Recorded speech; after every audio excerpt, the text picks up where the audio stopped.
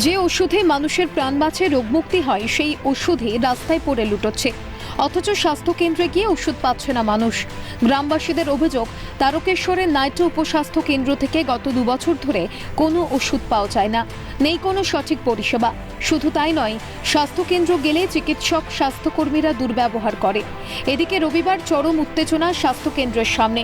বস্তা বস্তা ভর্তি ওষুধ উদ্ধার হচ্ছে পাশের পুকুর পাড় থেকে, যা দেখে ক্ষোভে ফেটে পড়েন স্থানীয়রা। আমরা কোথা পাবো? ওষুধগুলো তো আমরা চাইতে আসছি, নেই ওষুধ, খালি বলবেন নেই নেই, আর কোনো কথা না। অথচ আপনারা কি দেখছেন যে এরকম ওষুধ? হ্যাঁ, এত ওষুধ পড়ে আমরা যখনই ছোট ছেলেদের জ্বর সর্দি হয় যদি বলতে আসি, একটা ওষুধ দেবে, তারপরে সর্দির সিরাপ নেই, কাশির সিরাপ নেই, শুধু হয়তো একটা জ্বরের বড়ি কিংবা হয়তো একটা পায়খানার বড়ি দুটো দিলে বলে আর ওষুধ নেই। এমনভাবে দেবে, বুঝিয়েও দেবে না যে কখন দেবে, কখন খাবে, কোন টাইমে খাবে, খাওয়ার পরে খাবে, সেসব কিচ্ছু বলে দেবে না। বলে দিয়ে চলে গেল, নিজেদের নিয়ে ব্যস্ত হয়ে গেল। আমরা কোনোদিন জানি না, না ভালো ব্যবহার তো করি না, আবার ওষুধও পাই না। আমরা যখনই আসি তখন বলছে ওষুধ নেই।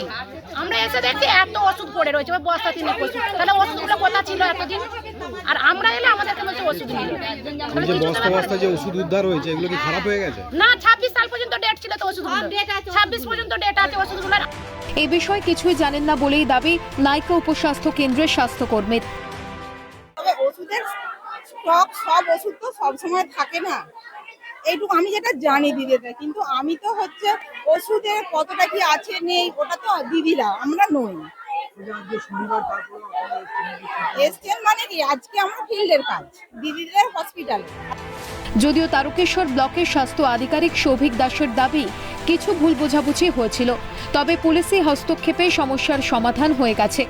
অভিযোগ সর্ট আউট হয়ে গেছে তো ওখানে ইস্যু অনেক রকম ছিল, অনেক রকম ইস্যু ছিল, তাদের নিজেদের মতো নিজেদের কিছু কমিউনিকেশন গ্যাপের দিক থেকেও প্রবলেম ছিল, ঠিক আছে।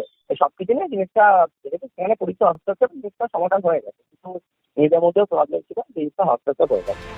তাহলে ওষুধ থাকা সত্ত্বেও কেন রোগীদের দেওয়া হতো না?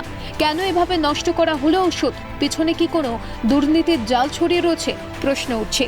সুভাষ মজুমদারের রিপোর্ট, ক্যালকাটা নিউজ।